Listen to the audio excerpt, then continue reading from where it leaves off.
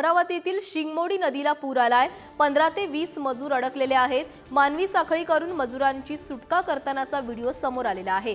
पुरातून मजुरांच्या सुटकेचा थरार कॅमेऱ्यात कैद झालाय। अमरावतीच्या अंजनगाव सुरजी तालुक्यातील शिंगमोडी नदीवर हा पूल आलेला आहे आणि पूल पाण्याखाली गेल्याने या मजुरांची सुटका करण्यात आलेली आहे। या संदर्भात अधिक माहिती देण्यासाठी आमचे प्रतिनिधी छगन जाधव आपल्या सोबत जोडले गेलेले आहेत। छगन, अमरावतीतील शिंगमोडी नदीला पूर आलेला आहे। 12 ते 20 मजूर अडकलेले होते आणि मानवी साखळी करून त्यांची सुटका करण्यात आलेली आहे। काय अधिकची माहिती? त्याची दरवर्षी ही घटना जी आहे ती अशीच घडत असते, कारण शेतकऱ्यांना शेतामध्ये जायसाठी हा पांदन रस्ता आहे। खरं तर अमरावती जिल्ह्यातील अंजनगाव सुरजी तालुक्यातील चौसाळा आणि तुरखेड हा पांदन रस्ता आहे आणि दरवर्षी अशी परिस्थिती या ठिकाणी उद्भवत असते।